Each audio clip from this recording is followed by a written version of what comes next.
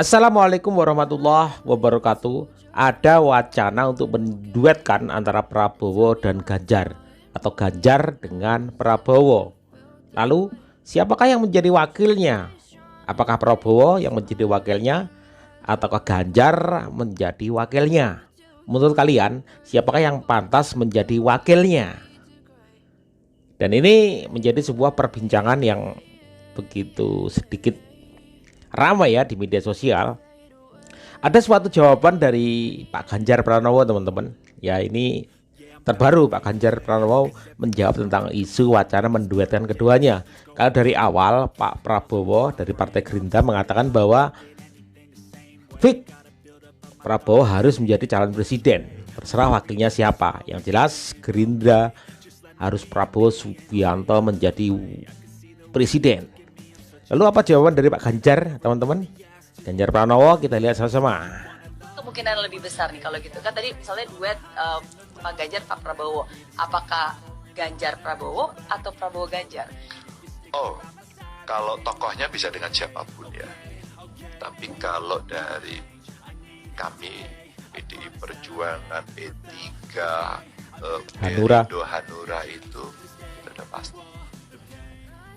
Capresnya namanya Ganjar. Capresnya namanya Ganjar. Mantap Pak Ganjar. Semangat terus, maju terus. Walaupun koalisi sedikit, tetapi memiliki kualitas yang bagus, sangat-sangat bagus. Saya mendukung penuh Anda jadi capres. Siapapun boleh jadi wakil. Kalau bisa. Assalamualaikum. Ya, Siapapun bisa, asalkan jangan dia. Assalamualaikum. ya. Jadi Pak Ganjar Pranowo sudah mengatakan dengan tegas, capresnya Ganjar Pranowo, wakilnya terserah siapapun. Yang jelas calon presidennya adalah Ganjar Pranowo. Jadi keduanya ini sudah fix, sudah kekeh, teman-teman. Nggak tahu ya, karena politik itu dinamis, bisa saja berubah nanti di akhir, kita nggak tahu. Tapi untuk hari ini Pak Ganjar Pranowo mengatakan bahwa capresnya bernama Ganjar Pranowo. Ada Ya. acara Mata Najwa yang menghadirkan 3 baca pres. Tapi sayang banget, panggung sekeren itu malah dijadikan tempat ngibul sama Anies. Gue Tempat mencatat ngibul. setidaknya ada 8 poin yang disampaikan Anies tapi patut tidak dipercaya. Yang pertama, soal biaya kampanye Anies bilang itu adalah sumbangan pendukungnya. Di situ dia bilang, kalau dia diundang di suatu tempat, maka tuan rumahlah yang menanggung biayanya. Nah, yang gue pertanyakan nih, Anies itu kampanye di mana-mana sering naik pesawat jet. Nah, pesawat jet biaya sewanya dari mana, Pak? Atau itu pesawat jetnya siapa, Pak? Coba jujur deh. Karena setahu gue nih, itu punya bos Anda, Surya Paloh. Kira-kira nih, Anies berani nggak ngaku ya? Terus yang kedua nih, Anies bicara soal pendidikan. Dia cerita soal bangku sekolah yang kaya piramida. Makin tinggi, makin dikit bangkunya. Padahal waktu dia di Jakarta, dia sendiri nggak mampu buat memberikan bangku sekolah yang cukup waktu mimpin di Jakarta. Artinya, dia nggak mampu memberikan bukti kalau omongan dia itu bisa dilaksanakan. Lanjut, yang ketiga. Dia bilang akan memperbaiki pengadilan. Walah, ini mah ngaco banget. Apa Anies itu nggak ngaca ya? Kalau lembaga peradilan itu bukan di bawah presiden. Lembaga peradilan itu masuk ke wilayah yudikatif dan berdiri independen. Kacau bener sih Anies. Yang keempat, Anies bilang katanya alat negara digunakan untuk intimidasi pihak-pihak yang mendukung dia. Dia juga kasih contoh, katanya ada 10 perusahaan yang diperiksa karena mendukung dia. Masalahnya, dia nggak bilang perusahaan apa. Anies nggak kasih informasi lebih lanjut. Kalau dia merasa bener ya, bilang aja nama perusahaannya itu. Tapi gue curiga sih. Untuk hal ini Anies lagi-lagi ngibul aja, biar seolah-olah ceritanya dia itu dizolimi. Dia mau bikin image seolah-olah dia ini penting dan harus dihalang-halangi. Pak, Anda nggak sepenting itu, Pak. Nggak usah GR lah. Bilang dihalang-halangi, Anies masih sering bikin acara di sana-sini. Bebas pula. Duh, nggak capek apa ngibulin rakyat mulu, Pak. Masuk yang kelima. Anies bilang setiap jabatan harus diisi sama orang-orang yang kompeten.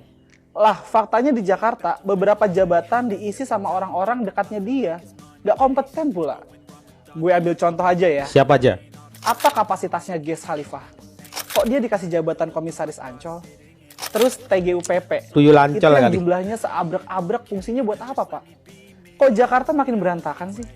Sekali lagi, Anies nggak bisa membuktikan omongannya. Sekarang yang keenam, Anies bilang dia akan membuka lapangan kerja. Faktanya, selama di Jakarta dia gagal membuka lapangan kerja. Yang dulu janjinya 200.000 lapangan kerja, ternyata cuma omong kosong, alias cuma janji palsu. Bahkan, tingkat kesempatan kerja di Jakarta itu masuk yang terendah di tingkat nasional loh, Pak. Nah, Wow. pertanyaannya, itu duit yang banyak banget kemana, Pak? Lanjut yang ketujuh, ini rencana yang super ngaco. Pemilik tanah yang terdampak jalan tol akan dijadikan pemegang saham dari jalan tol itu. Kelihatannya keren ya. Jangan senang dulu, karena ini akan timbul masalah baru. Kalau tanah itu dijadikan modal investasi, berarti pemilik tanah itu tidak akan mendapatkan kompensasi, ganti untung seperti yang selama ini didapatkan. Selama ini kan kalau mereka dapat ganti untung, mereka bisa langsung beli tempat tinggal baru kan? Nah, kalau mereka nggak dapat ganti untung, mereka mau gimana hidupnya, Pak? Coba lu bayangin nih, rumah udah dihancurin, terus mereka nggak dapat kompensasi. Terus mereka mau ngapain? Kalau nunggu jalan tol, itu butuh waktu sekitar 3-5 tahun. Pertanyaannya, mereka mau gimana selama 5 tahun itu? Dan setelah jalan tol dibuka, kan nggak langsung ada keuntungan buat yang dibagi. Menurut gua nih, gagasan super ngaco ini malah nyusahin rakyat, Pak. Yang terakhir, yang ke-8, soal pembangunan yang berkelanjutan. Dia bilang di Jakarta, dia udah meneruskan yang udah baik. Lu jangan percaya ya, itu ngibul. Faktanya, nggak seperti itu loh. Contohnya aja nih, Taman Kalijodo, itu nggak dirawat sama sekali. Selama Anies mimpin Jakarta, taman itu hancur banget. Padahal sebelumnya itu taman keren banget. Belum lagi nih, program penanggulangan banjir. Jadi di daerah Jakarta itu ada daerah yang sebelumnya udah bebas banjir. Pas Anies mimpin, kok bisa-bisanya daerah itu banjir, Malah banjir. lagi? Gimana nggak banjir kalau kalinya udah nggak pernah dikeruk sama dibersihin, Pak? Kalau soal Jakarta, gue bisa bicara banyak deh. Karena gue juga tinggal di Jakarta. Dulu sekolah dan sekarang cari makan juga di Jakarta. Jadi gue saksi bobroknya kepemimpinan Anies di Jakarta. Dan gue bisa pastiin, omongan manisnya Anies soal apa yang dia lakukan waktu mimpin Jakarta itu banyak ngibulnya. Berkaitan dengan acara itu juga, gue mau sorotin juga penampilannya Pak Prabowo. Apa yang disampaikan Pak Prabowo di acara itu nggak ada yang menarik sih. Yang gue lihat, dia banyak sih nggak tahu permasalahan bangsa. Dia coba maparin 17 program unggulannya. Tapi seperti biasa, dia nggak kasih tahu detailnya gimana. Penampilannya di acara ini sama kayak penampilannya di beberapa acara besar lainnya. Apa yang disampaikan nggak ada yang konkret. Cuma akan ini, akan itu. Pokoknya ngalor ngidul nggak jelas. Jadi gue tertarik untuk bahas soal pemaparannya ya. Karena cara Prabowo menjelaskannya juga muter-muter dan nggak nyambung sih menurut gue. Ditanya soal apa, jawabannya Jawabnya apa? bolak-balik ke hal yang sama. Nah yang gue sorotin dari penampilan Prabowo nih adalah beberapa gestur Prabowo yang kelihatan lucu banget. Pertama, waktu dia memaparkan melebihi waktu yang diberikan. Yang lain dikasih waktu 10 menit. Tapi Prabowo protes dikasih waktu 10 menit. Terus ada lagi nih, dia minta refleksi depan cermin seperti tamu-tamu yang lain. Tapi dia nolak. Buat gue Iya. ini membuktikan dia itu arogan dan gak mau ikutin aturan. Kedua, waktu dia ditanya soal ketumpan Zulkifli Hasan yang bagi-bagi uang, dia bilang terima uangnya, kalau nggak mau pilih PAN ya jangan pilih PAN. Ini. Ngomong-ngomong kalau terima uang ini harus pilih sesuai hati nggak Pak?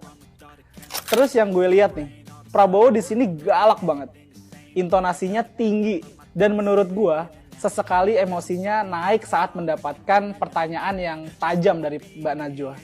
Kalau dia kelihatan emosi kan langsung joget-joget gak jelas kan? Mungkin udah di brief kalau emosinya itu harus joget-joget kali ya.